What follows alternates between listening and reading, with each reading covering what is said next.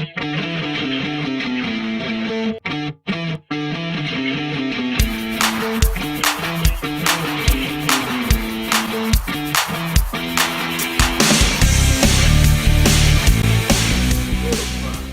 has gotten hot in a hurry and it's not even official yet, but boy, has the New Japan Cup basically went off to a hot start. Hello, everybody. Well, I'm just a simple man, and my name is Noah Foster, and welcome, of course, to, as I stated, a simple take. And I will be doing this day by day after each event as we continue now and officially have begun the New Japan Cup. With that being said, day one is now in the books. Let's go ahead and briefly review it, shall we? So day one, of course, opens up as normal in the contained arena area with the empty arena Japanese commentary, and we get the rundown of the card. The 4 opening New Japan Cup matches scheduled for today, June 16th, as well as a specials match, which was a special 4-on-4 match that took place in the middle of the show, previewing, highlighting, and hyping up matches coming in day 2, which is tomorrow morning, and day 3, which is 6 days from today. We open up the show with our first match, Togi Makabe, the Unchained Gorilla, versus Young Lion Yota Tsuji. Right out of the gate, Yota Tsuji, like hellfire, went with the spear and got him in a half crab. Big suplex, demonstrating a lot of strength, a lot of intensity, and a lot of speed. But as we go towards this match, which was actually pretty short, I was surprised. There was one good near fall, but full crab, shorter tackle barrage from freaking Makabe into a ridiculous right arm lariat, turning him freaking inside out. And then a nice suplex with the bridge gave Togi Makabe the win here. I don't think people were surprised necessarily by the result. I know I wasn't. But I have to admit, the young lions, they keep showing incredible promise, and that's what it is. Give me the idea, suspension of disbelief. When is their moment going to come? And Yota Tsuji and Yuya Mera, which we'll talk about later, I feel have very promising futures, and this was a very good opening match. And now Togi Makabe, he moves on from the opening round onto the next round, and we'll see who he faces shortly, as in right now. As this next match was Jado of Bullet Club versus Toreano. And this match was everything I expected in a Toreano match. First off, he practiced social distancing. Secondly, he practiced safety with bringing in disinfectant spray.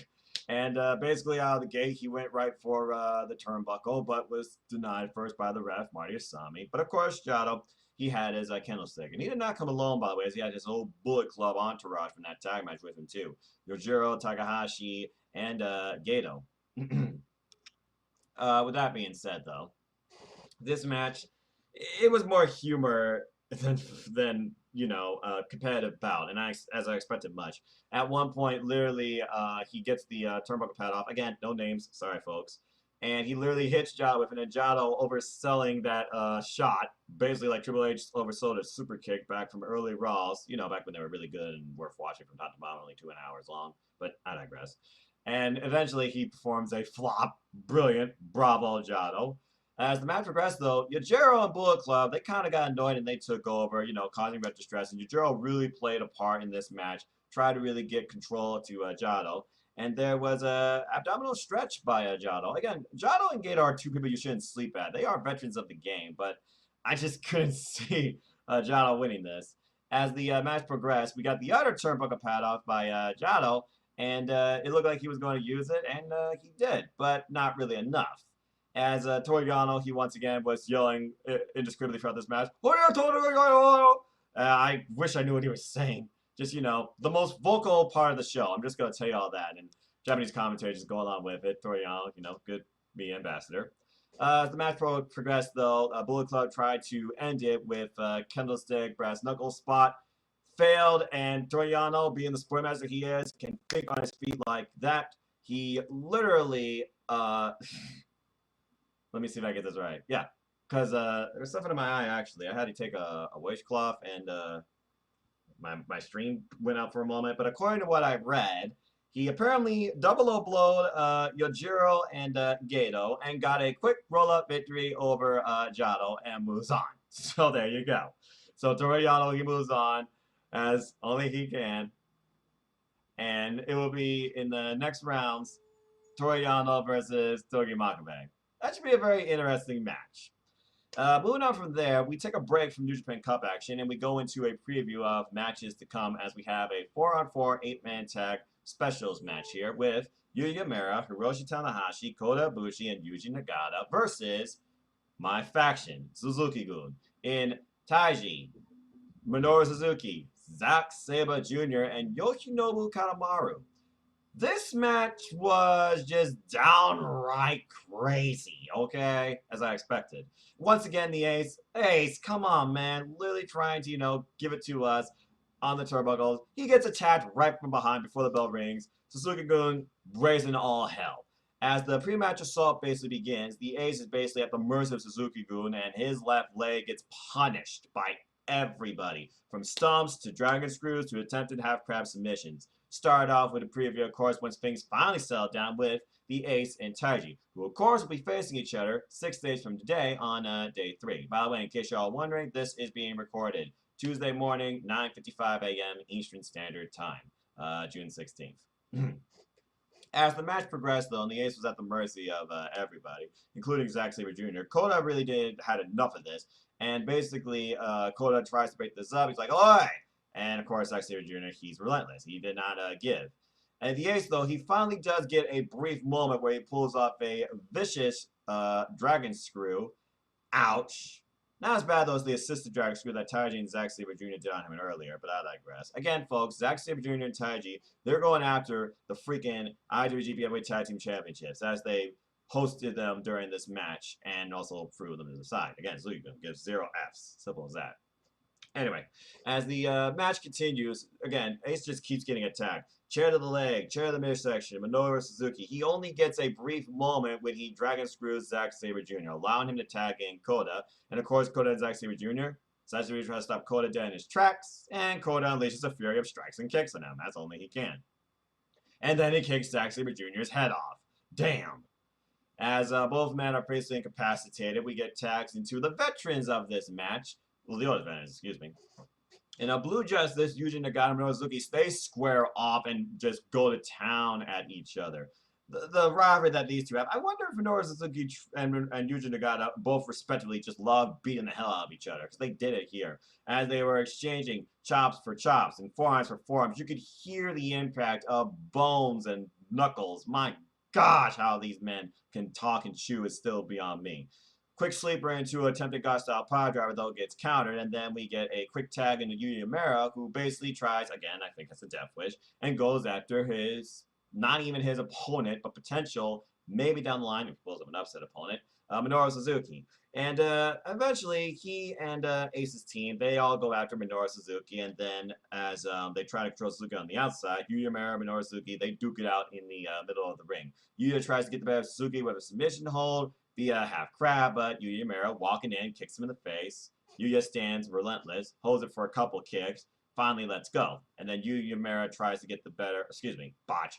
Kanemaru gets better at Yuya. Kanemaru then tries to get better of his opponent and gets thrown out of the ring. And we're back down to Minoru Suzuki and Yuya Uemura.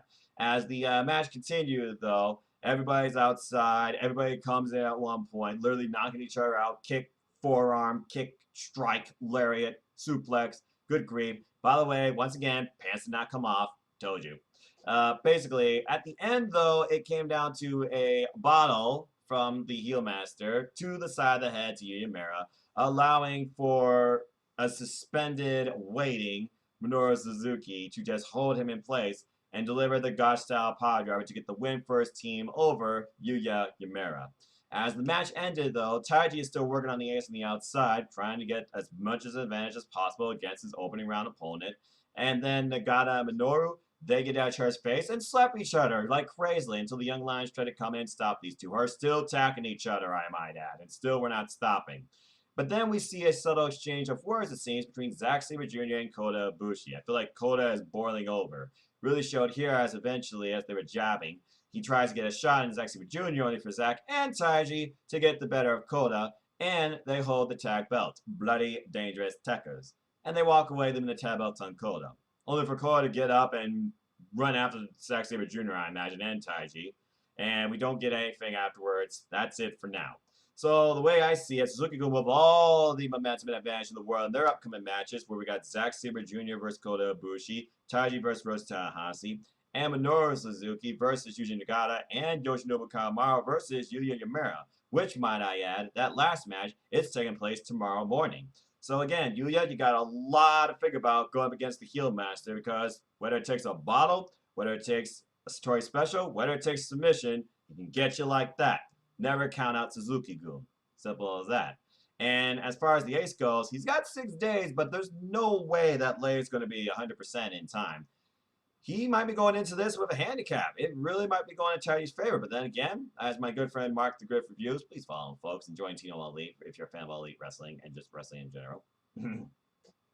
I feel like right now it really is playing in Taiji's favor, and we'll see if he actually capitalizes on this. But again, based on past history, it is 1-0 in the ace, and the ace, he is somebody you never, ever count out. Simple as that. And we'll see what happens with the rest of these matches too, because again, besides Yoshinobu Kanemaru and Uemura, the other 2 matches, along with, excuse me, no, I take that back. Yuji Nagata and Minoru Suzuki also takes place tomorrow. It's going to be really interesting to see how tomorrow plays out, and if we actually get that Death Wish match and the possible round 1 upset, or if both Bloody Dangerous Tekkers or the tag team champions, they both advance, they both get eliminated. A lot of things to think about over the next week, literally. But I digress. I love this match. And then, of course, we get what seems to be, again, I feel like the standard now going forward with these shows. A standard cleaning, disinfectant break. They clean the ring, they spray it, they talk about what they've seen so far. They talk about what's to come with 2 matches left in the New Japan Cup opening day 1 stint. But again, this 8-man tag match was wild. As we come back from a little advertised break and everything, we get 5 bells back into our in-ring action as the New Japan Cup opening matches continue for day 1. Our next match before our main event was Tamaki Homa versus Ticking Time Bomb Hiromu Takahashi. This match was interesting to me for a couple of reasons, because I knew both these men. They're wild, they're reckless, but it's also a battle of a junior heavyweight versus a heavyweight. But also you got to consider, Hiromu Takahashi, he's got the speed advantage. There's no doubt about that. Hiromu, though, he can be very calculated and can take a lot of punishment. It really showed here where it seemed like all he wanted to try and do was hit the man with a freaking Kokeshi. He tried it once, tried it twice, tried it 3 times, still could not hit it. It wasn't until Kokeshis came later in the match in different ways, whether it was a jumping Kokeshi, diving Kokeshi. And yes, he tried the second row of Diamond Kokeshi too. Bombed on that. He even did a jump up. I guess you call that an uppercut Kokeshi, right to the underside of Hiromu's jaw. But mostly during this match, there was some subtle exchanges here. They first were tackling each other to see, okay, who could withstand the other with a test of strength as endurance. But as they both shoulder tackle each other, then Homa goes for his first Kokeshi, misses. And really this was the time bit of the match where Hiromu controlled pretty much mostly the rest of it up for a fair point. Really was in Hiromu's favor after he dropped Homa head first onto the barricade. Ouch. And then a ridiculous round ring shotgun drop kick into the barricade as well. And he's continually working the neck, whether he's stepping on it, locking it, triangle hold, etc. And then Homa, he gets a momentary lapse of relief where he pulls off a beautiful DDT and then tries for a Kokeshi. Again, second time, miss. But then out of nowhere, Hiromu, he tries Kokeshi. And he also misses. Kokeshi makes you happy, folks. But I don't recommend trying it yourself for the sake of your brain. Anyway, as this continued, Homa and Hiromu, they were literally welling each other with chops after chops after chops. Thank goodness they didn't go as long or as hard or as far as Hiromu and Ryu, because I'm like, don't need to see that again. Yeesh. Anyway, as this match continued, there was collisions with both men. There was a suplex by Homa, and then a ridiculous sunset bomb attempt by Hiromu. Good lord, could have broke the man's neck. Well, like I said, 2 man's necks, damaged necks, this will be fun. Hiromu's wrestling is fun.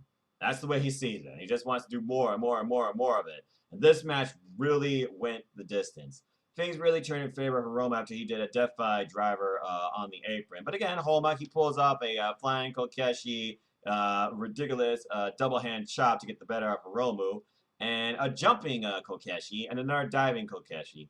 But the last jumping Kokeshi that he did to the spine, I don't know how Oromo withstood that. And then he got lured into the next week.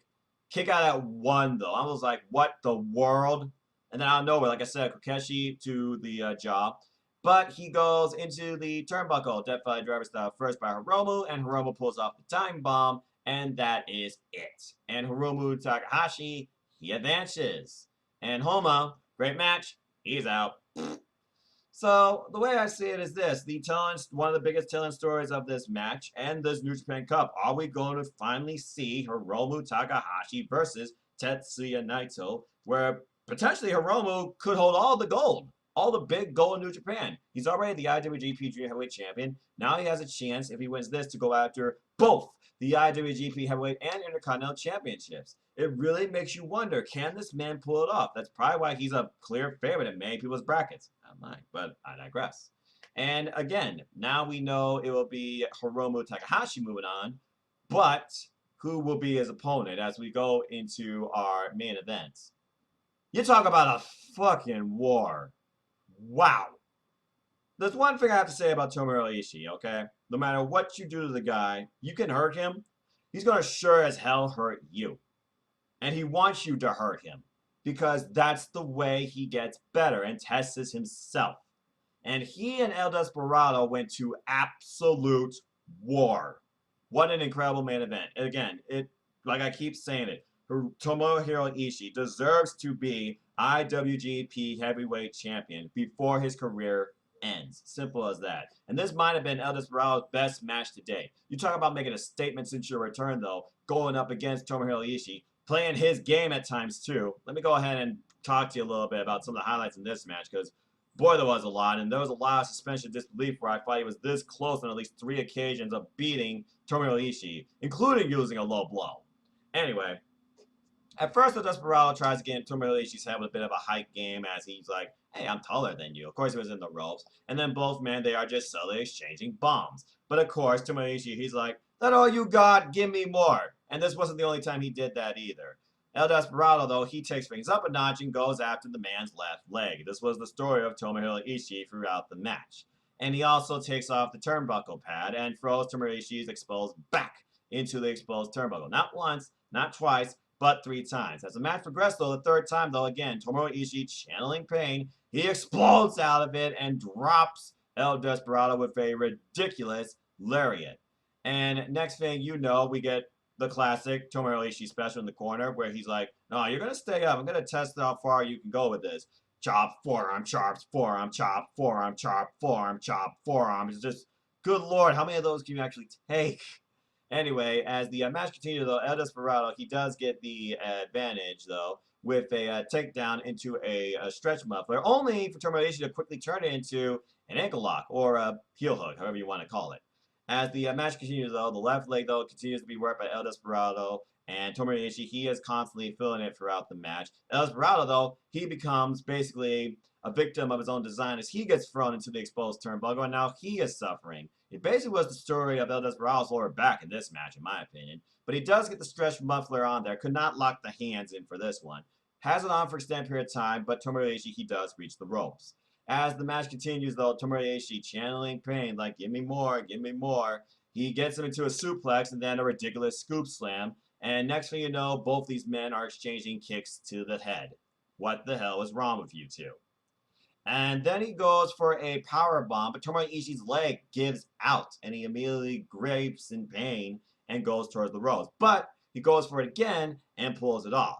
As the match progressed, though, El Desperado, he starts using underhanded tactics, whether it's using the ref as a shield or blocking the ref's view from an indicated low blow. His first low blow attempt, though, gets blocked into a Tomohiro Ishii headbutt, and then Ishii with the sliding lariat. Thought he had him, not enough. The match continues, another distract ref spot. El Desperado pulls a low blow, gets the nearest near fall I've seen this whole night. I thought he had Tomohiro Ishii. We go head first into the exposed corner. My gosh, this man's brain's got to be hurting. Tomohiro Ishii, I thought he had him there. And then El Desperado, he returns the favor and ties him up not once but twice. The Japanese commentary, by the way, Japanese commentary is incredible in New Japan Pro Wrestling. You could just feel the energy. Again, it's that passion and that energy that connects us all That's the universal language of professional wrestling, no matter what language you know or don't know. Simple as that.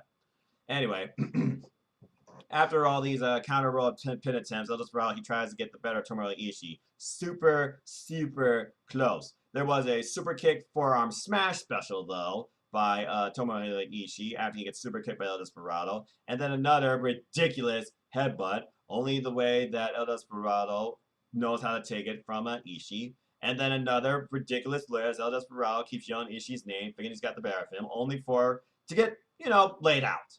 As the match continues, in the very end, he finally pulls off the vertical drop brainbuster and gets the freaking win in an absolute classic of war that you only would expect in a Tomohiro Ishii singles match, and that's why this man's a main eventer. Tomohiro Ishii wins. 1, 2, 3. Holy bloody hell.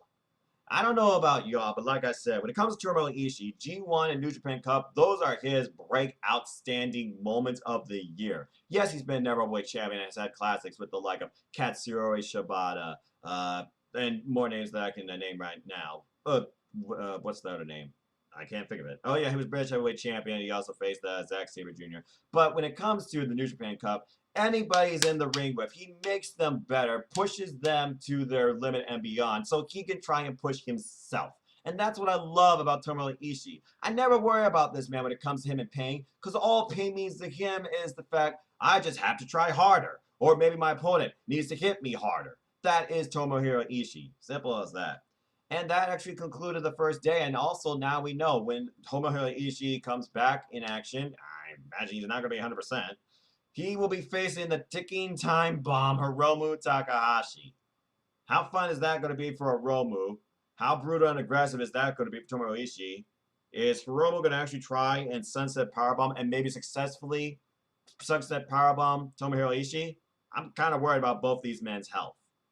Not as bad as I was worried about Tomohiro Ishii versus Shingo, but still, this is going to be a aggressive, brutal, speedy affair. Because we've all seen Tomohiro Ishii, he can adapt to other wrestlers' style. He freaking ran off the top rope against Jon Moxley, crossbody through a table. The man can do it all. It's ridiculous.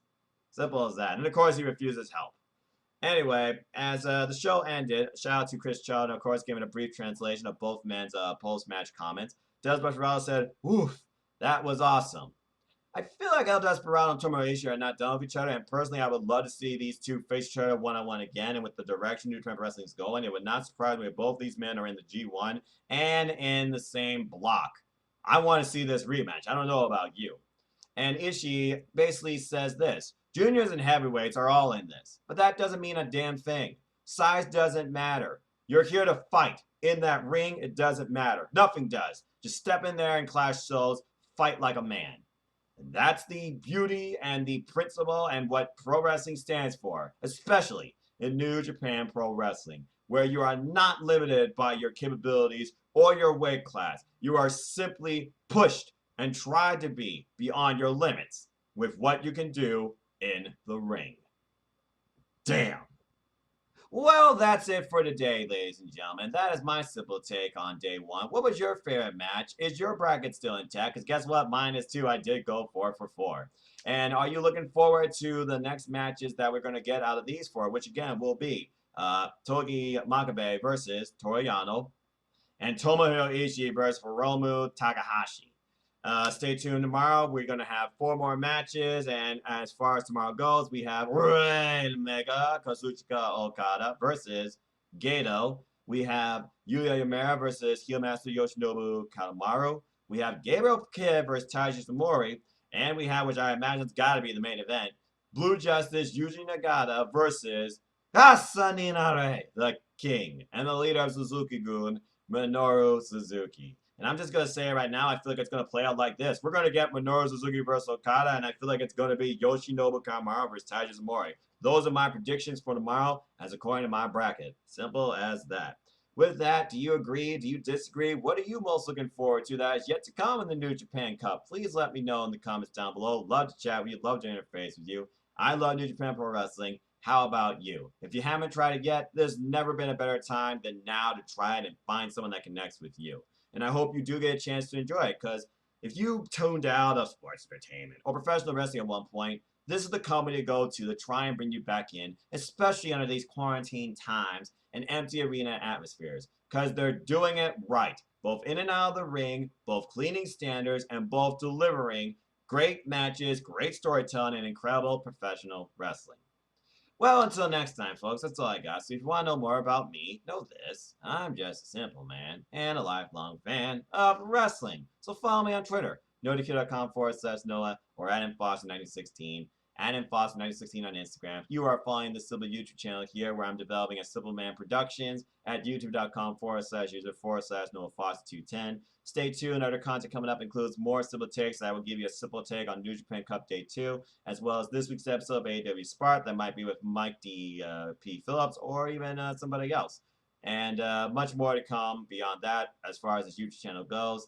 So much coming up for the summer of wrestling. Even if it's not officially summer, I'm doing it again, and you know me. I also would like to add one more thing, that New Japan Pro Wrestling has officially announced their summer tour as the Summer Struggle. As not only do we have the New Japan Cup, but following New Japan Cup, we will be having the following. We will, of course, be having Dominion. We'll have the final winner of the New Japan Cup face up against Naito for both belts, and who knows what else. Again, I think we're setting up for some title matches, like I said in my bracketology, but we'll see if I'm right or wrong. But we also got New Japan Road. We got, apologies if I screwed this up, Sengoku Lord in Nagoya, and we have a tour called the Summer Struggle.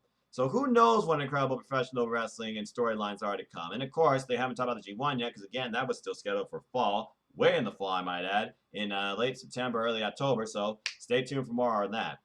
So stay tuned for more, of course, to this channel for all things NJPW, and especially AEW. Those are the two fronts right now of this YouTube channel. Simple as that. Support your wrestling outlets, big and small. Support pro wrestling, folks. And let's keep growing this incredible, diverse, unique, elite, authentic, unscripted, polite, positive wrestling community together. Simple as that. With that being said, I hope you enjoyed this. Please like, share, subscribe, comment, tell a friend. Hit that bell, know next video goes live on this channel. Hit the subscribe button. Help me grow the channel. Help me reach out to more of the wrestling community. That's what this forum's all about. Encouraging you to be yourself and enjoy professional wrestling. Shout out to all 148 of you that have been with me on this fun, greatest journey. I humbly appreciate all of you and thank you.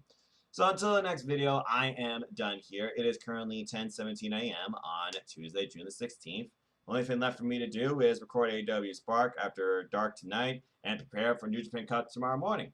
So with that being said, I hope you all enjoy your day or your night, wherever you might be. And as always, take care, enjoy life. Tomorrow's never guaranteed. Treasure your families and enjoy wrestling. There's more than ever now. There's more options than ever. Find what connects to you. It's as simple as that. And until the next video, I just hope you all stay safe, stay true, and have a wonderful day or night, wherever you might be. Koki Genyo, sayonara.